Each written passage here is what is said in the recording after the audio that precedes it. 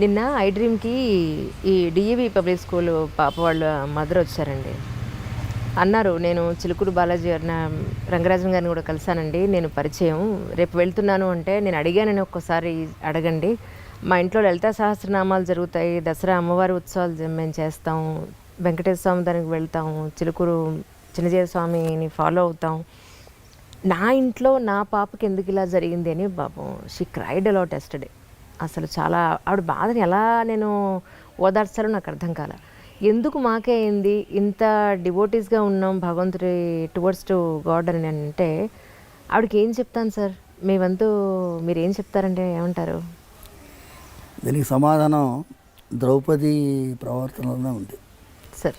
ద్రౌపదీదేవి శ్రీకృష్ణుడికి అత్యంత ప్రియమైన భక్తురాలు.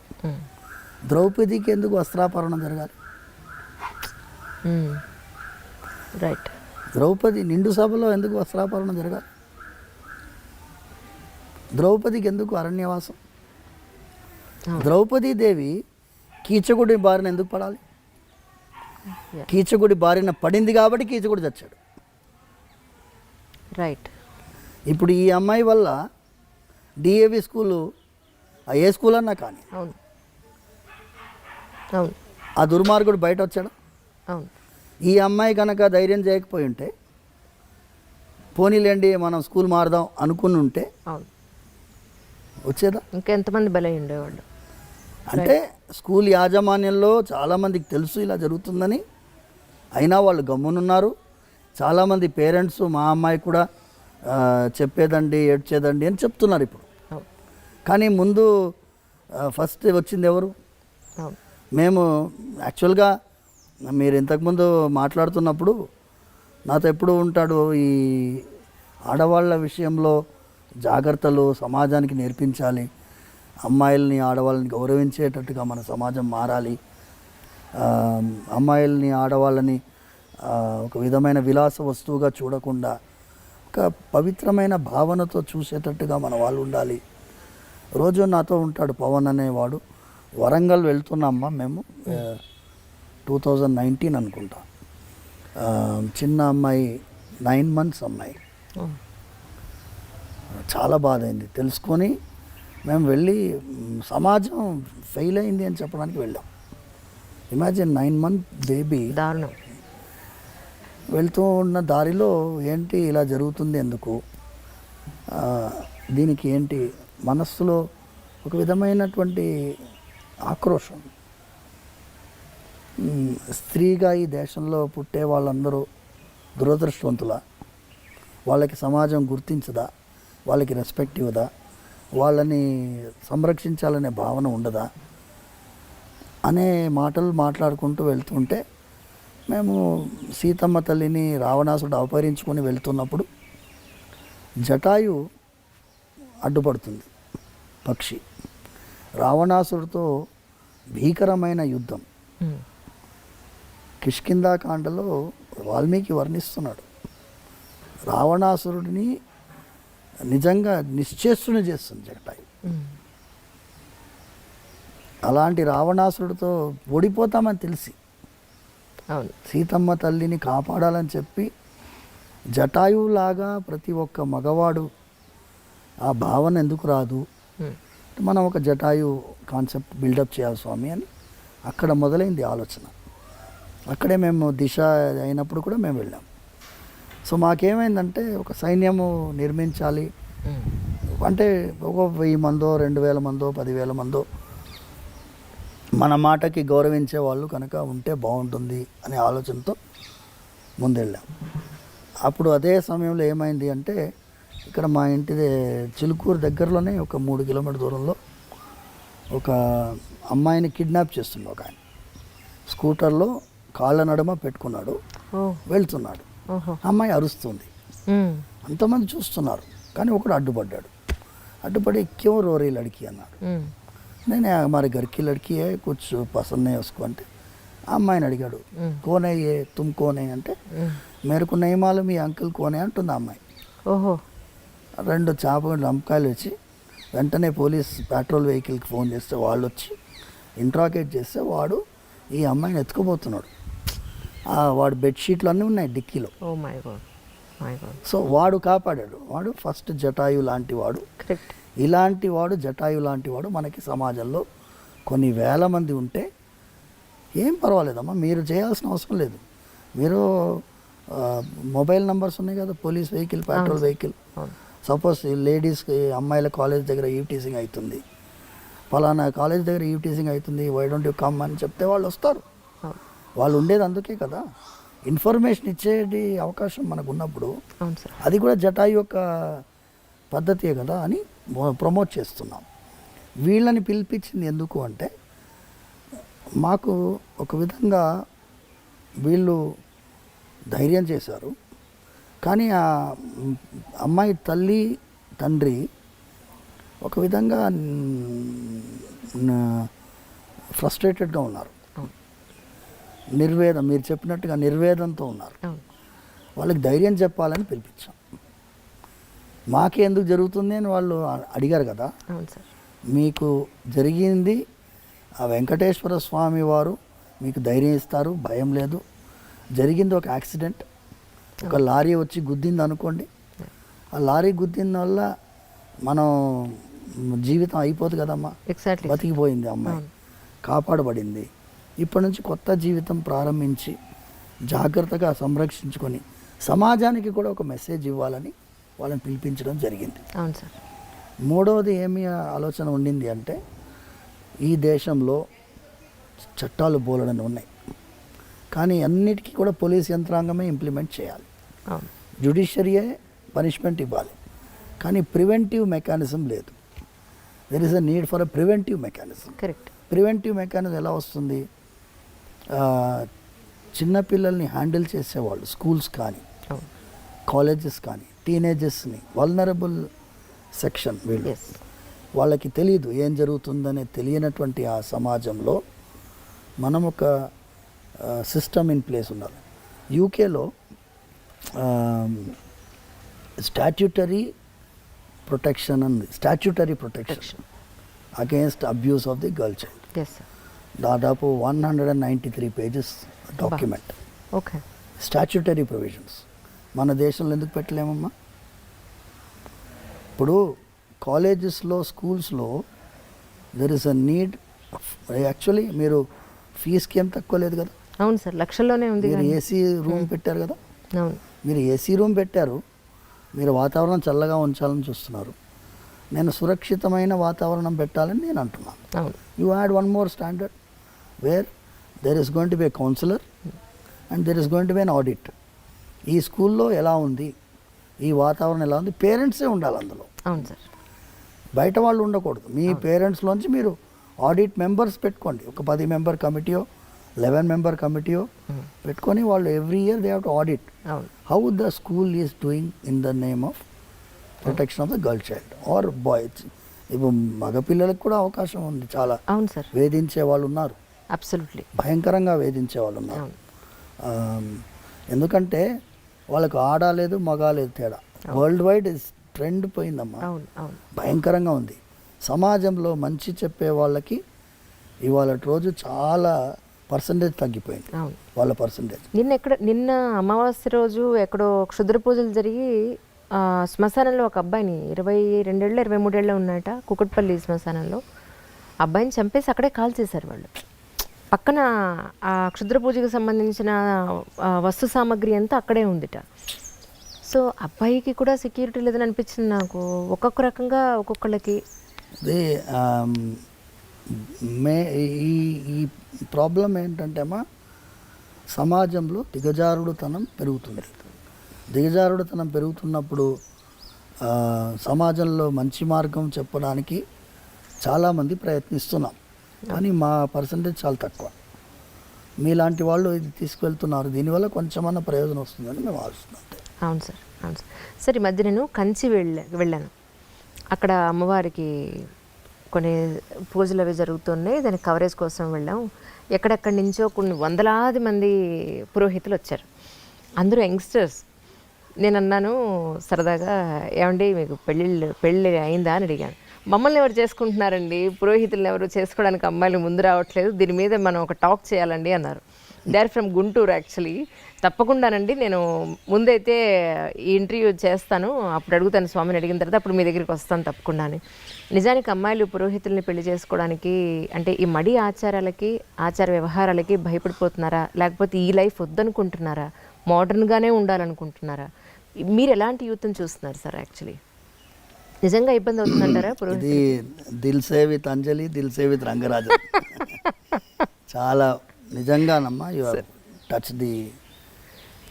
ఇది అర్చకుల్ని మాత్రమే కాదమ్మా సార్. నేను మీ అందరికీ ఒక విషయం చెప్పాలి. మనం చేసినటువంటి కొన్ని విషయాల్లో తప్పిదాలు ఉన్నాయి. మోడర్న్ అంటాం. మోడర్న్ అంటే ఏంటి? మోడర్న్ అంటే ఏంటి? మీకు ఏం చెప్తే ఏమో తప్పు అని నాకు భయం. మోడర్న్ అంటే మీ యొక్క వ్యక్తిత్వాన్ని, అస్తిత్వాన్ని, మీ పరంపరని, మీ విలువల్ని ఇవన్నీ వదిలేసేయడం మోడర్నిటీయా? దీనికి ఏం విలువలు లేవా? మన దేశం ఏంటి అమ్మా? త్యాగానికి ప్రతిరూపమైన దేశం. శ్రీరాముని మన ఆదర్శంగా ఎందుకు భావిస్తాం? త్యాగం చేశారు కాబట్టి. శ్రీరాముడు ఏం తక్కువ కాదు, ఆయన కంటే ఎక్కువ భరతుడు శ్రీరాముడు 14 సంవత్సరాలు అరణ్యవాసం ఉండాలి. అవును సార్. వాళ్ళ తండ్రి ఆజ్ఞ. కానీ భరతుడికి కాదు కదా. అవును. కానీ భరతుడు రాజ్యం వెళ్ళాడా? వెళ్ళలేదు. భరతుడు ఏం చేశాడు?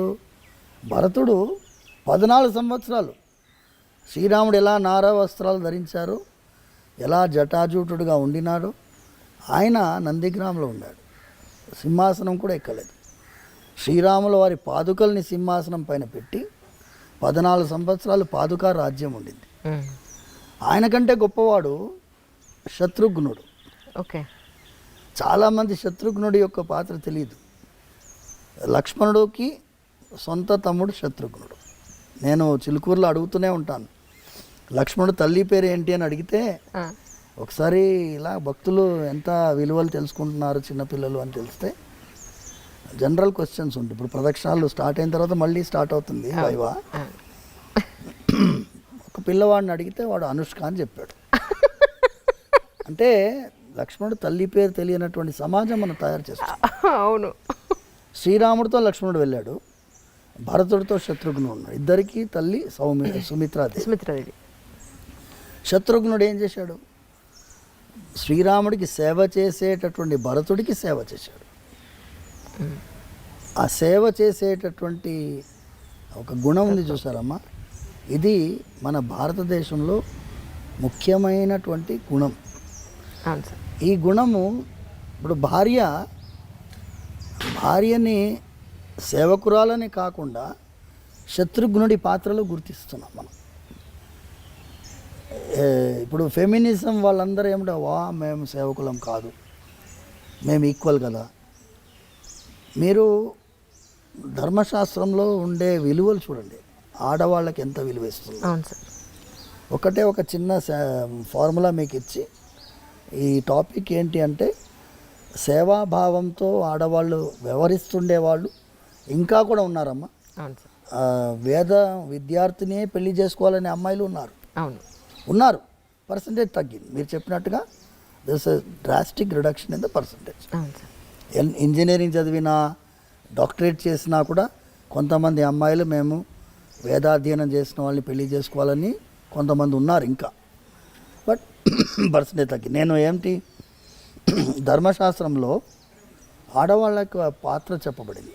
ఇప్పుడు పాప పుణ్యాల గురించి ఫార్ములా చూస్తాం. భార్యకి భర్తకి నడుమ పాప పుణ్యం పర్సంటేజ్ ఎలా విభజిస్తుంది ధర్మశాస్త్రం చూడండి. భర్త పుణ్యం చేస్తే భార్యకి 50% పోతుంది. ఎంత? 50%. భర్త పుణ్యం చేస్తే భార్యకి 50% వస్తుంది. భార్య పుణ్యం చేస్తే భర్తకి 0% వస్తుంది. ఓహో, ఏం ట్రాన్స్ఫర్ అవ్వదా అయితే ఎక్కడ? ఓకే. భార్య పాపం చేస్తే భర్తకి 50% వస్తుంది. ఓహో, పుణ్యంలోనే రాదు, పాపంలో వస్తుంది అనమాట. ఓకే. పాపంలో 50% వస్తుంది భర్తకి. అయితే భర్త పాపం చేస్తే భార్యకి 0%. ఓకే. సో ఇక్కడ అమ్మాయిలకి చాలా ఇంకా ప్రయారిటీ, విశేషమైన- చాలా ప్రయారిటీ ఉంది. సమాజంలో అందుకోసం ఆడవాళ్ళు భార్య ఆజ్ఞ లేనిదే నువ్వు ఏ ధర్మకార్యం చేయడానికి లేదు. ఇప్పుడు యత్కించిత్ యథోక్తమపి దక్షిణామపి స్వీకృతి అని అవును. చెప్తుంది. మేము చేతిలో తాంబూలంలో దక్షిణ పెట్టుకుంటాం. ఉమ్. భార్య దాని మీద ప్రోక్షించాలి. అవును, అవును. ప్రోక్షించిన తర్వాతనే అది ఆయనకి, అంటే వాళ్ళకి అధికారం అంత ఉందమ్మా. ఇది చెప్పేటటువంటి వాళ్ళు లేరు. మోడర్నిటీ అనే కాన్సెప్ట్లో పోయి వదిలేసుకుంటున్నాం. మీకేంటి హార్లీ డేవిడ్సన్ బైక్లో పోయే మొగుడు కావాలన్నా? నేను అడుగుతాను, అదే సార్. హార్లీ డేవిడ్సన్ బైక్లో పోయే మొగుడు కావాలా? ఏ దుర్గుణాలు లేకుండా ఒక విలువ గల జీవితం జీవించే మొగుడు కావాలా? ఎందుకంటే రుక్మిణీదేవి శ్రీకృష్ణ పరమాత్మకి లెటర్ రాస్తుంది, లవ్ లెటర్ తెలుసు కదా మీకు. ఇప్పుడు ఏమనుకుంటున్నారు, ఈ లవ్ అనేది ప్రేమ పావురాలు ఈ సినిమాలన్నీ వచ్చినప్పుడు సార్ ప్రేమ మనకి నేర్పించి బ్రిటిష్ వాడు, లేకపోతే అక్బర్, ఆ కాలంలోనే ప్రేమ పుట్టింది ఈ దేశంలో అనుకుంటున్నారు. అవును. రుక్మిణీదేవి శ్రీకృష్ణుడికి లవ్ లెటర్ రాస్తుంది ఓకే. ఎన్ని వేల సంవత్సరాల ముందు. స్టార్టింగ్ అది చాలా పెద్ద లవ్ లెటర్. అందులో మొదటి సెంటెన్స్ చెబుతాను. సార్ శృత్వా గుణాన్ భువన సుందర శృణ్వతాం తే. శ్లోకం మొదటి లైన్ శృత్వా గుణాన్. నేను అప్పుడంతా ఫేస్బుక్ లేవుగా, అవును. అప్పుడు భారత్ మ్యాట్రిమోనీ లేదు కదా, అప్పుడు ఫొటోస్ చూసే అవకాశం లేదు కదా. రుక్మిణీదేవి అంటుంది, స్వామి నీ యొక్క గుణాల గురించి విన్నాను. శృత్వా గుణాన్, నువ్వు భువన సుందర శృణ్వతాంతే, నువ్వు అందంగా ఉంటావని కూడా విన్నాను. Okay. So she is giving top priority the character. అవును.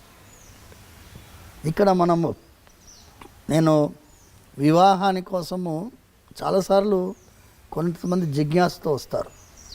స్వామి మా అమ్మాయి వాళ్ళని రిజెక్ట్ చేస్తుంది, వీళ్ళని రిజెక్ట్ చేస్తుంది అంటే నేను అమ్మాయిని పిలుస్తాను. నేను అంటానమ్మా, వాడు పొట్టిగా ఉన్నాడు, కొంచెం కలర్ తక్కువ ఉన్నాడు, లేకపోతే బట్టతల వచ్చిందను. బట్టతల అనేది సహజం అయిపోయింది. అవును, అవును. 26 ఇయర్స్కే బట్టతల వస్తుంది. వస్తున్నా. ఈ కారణాల వల్ల నువ్వు రిజెక్ట్ చేస్తున్నావు. కానీ ఒక్కసారి టెంపరీ ఐటమ్స్ మీద నువ్వు కాన్సన్ట్రేట్ చేస్తున్నావు. పర్మనెంట్ ఐటమ్ వాడి క్యారెక్టర్. కరెక్ట్. ఆ క్యారెక్టర్ చూసే క్వాలిటీ నీలో ఉండదు. క్యారెక్టర్ చూసే క్వాలిటీ మీ తల్లిదండ్రుల్లో, వాళ్ళ బంధువుల్లో ఉంటుంది. అవును. ముందంతా ఏం చేసేవాళ్ళమ్మా, ఇవ్వడానికి ముందు బంధువులు వెళ్ళేవాళ్ళు వాళ్ళ ఇంటికి. అవును. ఎర్లీ మార్నింగ్ వెళ్ళేవారు, 6 o'clock 6:30కి వెళ్ళేవాడు. ఓకే. వెళ్ళేస్తే ఏమండి ఇలాగే వచ్చాం, ఇటు వచ్చామంటారు. పిల్లవాడు వస్తాడు, ఇప్పుడు తాగుబోతున్నాను హ్యాంగ్ ఓవర్లో వస్తాడుగా, తెలిసిపోతుంది. నిజం. మంచి చెడు తెలుసుకోవాలంటే అందుకే వెళ్ళాలంటారు, ఇంటికి వెళ్ళి చూడాలంటారు. చూసి గుణం చూసి అమ్మాయిని ఇచ్చేటటువంటి వాళ్ళు అంత జాగ్రత్త పడుతున్నప్పుడు ఇప్పుడు ఏమైపోయింది, ఎప్పుడైతే ఈ ఆన్లైన్లో వెబ్సైట్లు వచ్చాయో మనకి అవకాశం లేకుండా పోయింది. మీరు చాలాసార్లు నేను మీ ఇంటర్వ్యూస్లో కూడా చూశాను, భార్యాభర్తల నడుమ ఒక విధమైన ఆర్గ్యుమెంట్స్ని హ్యాండిల్ చేసే కెపాసిటీ కూడా పోయింది. అవును. చాలా సున్నితమైన అంశం. నేను కొత్తగా పెళ్ళైన దంపతులు వస్తే నేను వాళ్ళిద్దరికీ దండలు మార్పించి వాళ్ళకి చెప్తాను, వివాహం వీరు అన్యోన్యంగా ఉండాలి, ధనధాన్య సమృద్ధితో ఉండాలి, పుత్ర పౌత్రాభివృద్ధి ఉండాలి, వీక్లీ 15 minutes ఆర్గ్యుమెంట్ కూడా ఉండాలని చెప్పి. కరెక్ట్. 15 minutes పెట్టుకోండి ఆర్గ్యుమెంట్ టైం. 15 minutesలో మీరు ఏమేమి ఆర్గ్యూ చేయాలో చేసుకోండి. 15 minutes అయిపోయాయి, 16th minute అలా మోగాలి, అయిపోయింది. So that is the period. Correct. You can make it 15 minutes or half an hour, it's up to you. Arguments లేకపోతే అందులో మజానే లేదు. నిజం. ఏ రోజు తిట్టుకునే కంటే సరే ఇప్పుడు okay noted down, we will have it on Sunday this time, ఎంత బ్రహ్మాండంగా ఉంటుంది. పర్ఫెక్ట్ అసలు. ఇది నేను సూచించేది. సార్ వాళ్ళు అన్యోన్యంగా ఎన్నోసార్లు మేము ఎన్ని వివాహాలు నిలబెట్టామంటే డైవర్స్ వరకు వెళ్ళిన వాళ్ళని కలిపాం. తల్లిదండ్రులు, వీళ్ళ తల్లిదండ్రులు వాళ్ళ తల్లిదండ్రులని కొంచెం వాళ్ళని సపరేట్గా వదలండి కొన్ని రోజులు, మీరు ఇంటర్ఫియర్ కాకండి. అమ్మాయి తల్లిదండ్రులు ఇంటర్ఫియర్ అవుతారు, అబ్బాయి తల్లిదండ్రులు ఇంటర్ఫియర్ అవుతారు. ఆ వివాహం చేసేటప్పుడు ఎంత కలిసి పనిచేస్తారో విడగొట్టడానికి మాత్రం అంత టీం వర్క్ చేస్తారు. నేను చెప్పినాను, విడగొట్టడానికి టీం వర్క్ చేయకండి అమ్మా, వాళ్ళని వదలండి. Just let them sort their problems out.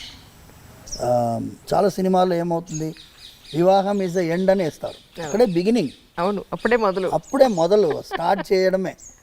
మీరు అక్కడి నుంచి మీరు ఏ మూవీలోనైనా వివాహం అయిన తర్వాత ఆనందంగా ఉండే మూవీస్ చూపించాలి కదమ్మా. వచ్చాయి అలాంటి మూవీస్? Correct sir. పెళ్ళితోటి ఎండింగ్ అయిపోతుంది.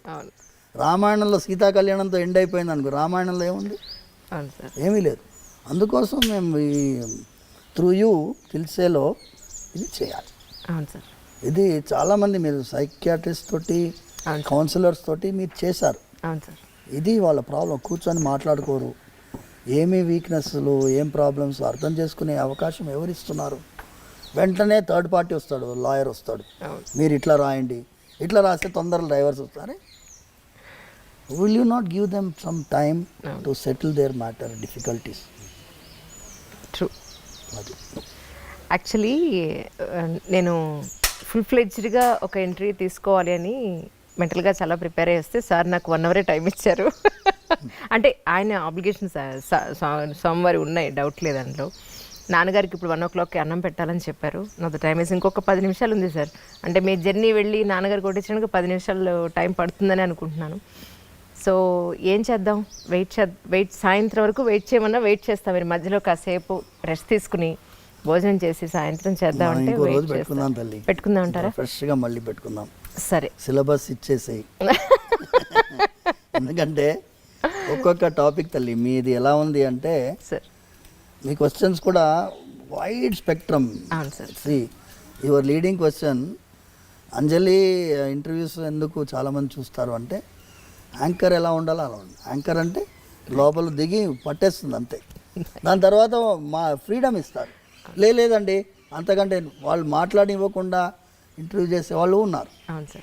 సో అందుకోసం మీరు అంత ఫ్రీడమ్ ఇస్తున్నారు కాబట్టి వైడ్ రేంజ్ మనం మాట్లాడాలి. సమాజానికి ఉపకారం అయ్యేటటువంటి విషయాలు మనం మాట్లాడుతున్నాం కాబట్టి అసలు వి షుడ్ హ్యావ్ అనదర్. తప్పకుండా ఇంకోటి ఈ ఒక్క క్వశ్చన్తో ముగించేస్తాను. అలాగే జనరల్గా గుడికి, ఎస్పెషల్లీ ఇక్కడ బాలాజీ టెంపుల్కి ఏదో ఒక కోరికతోనో, ఒక ఆవేదనతోనో, తీరిన ఆవేదనతోనో, ఒక ఆత్రతతో వస్తారు. ఇక్కడికి వచ్చిన తర్వాత ఆ ప్రదక్షిణాల ద్వారానో లేకపోతే ఇక్కడ మొక్కులు తీర్చుకోవడం ద్వారానో కొంత వాళ్ళకు ఉపశమనం దొరుకుతుంది. మీ వరకు ఇన్ని సంవత్సరాల నుంచి గుళ్ళో ఉంటున్నారు, మరి మీకు మనస్తాపం వస్తే ప్రతిరోజు చూసే దేవుడికి ఇక్కడే చెప్పుకుంటారా, లేకపోతే మీకు బాధ వస్తే ఏం చేస్తారు అని? చాలా అదేమంటారు, ధర్మ సంకటం అంటారు. కానీ మనస్తాపం వస్తుంది. స్వామివారి కైంకర్యం చేస్తున్నప్పుడు ఒకటే ఏంటంటేమా, దాన్ని ఎదుర్కొనే ధైర్యం కూడా ఆయన ఇస్తున్నారు. ఏదన్నా పరిస్థితి వచ్చినా, పరిస్థితి సమాజంలో సహజంగా వస్తుంది. ఒక చిన్న ఎగ్జాంపుల్ మీకు ఇస్తాము. ఇబ్బంది, తెల్లవారుజామున మేము ముందు ఒక 5-6 సంవత్సరాలకు ముందు 5 అంబర్పేటలో మా ఇల్లు, భార్య పిల్లలు అక్కడ ఉంటున్నారు. అక్కడి నుంచి ఎర్లీ మార్నింగ్ 4:30కి బయలుదేరి వస్తున్నాం. 7-8 years బ్యాక్ ఎగ్జాక్ట్లీ. తెల్లవారుజామున వస్తుంటే ఇక్కడ నుంచి మృగవనికి ఇంకా ముందు పోలీస్ అకాడమీ నుంచి రైట్ తీసుకోవాలి. అక్కడ వెహికల్లో స్మోక్ వచ్చేసి పొగలు వచ్చాయి. వచ్చేసేసి వెహికల్ ఆగిపోయింది. నేను ఏమైంది వెహికల్ ఆగిపోయింది అని చూసి డాష్ బోర్డ్ చూస్తే మొత్తం పొగలు. నేను ఆ టైంలో ఎవరు వస్తారు?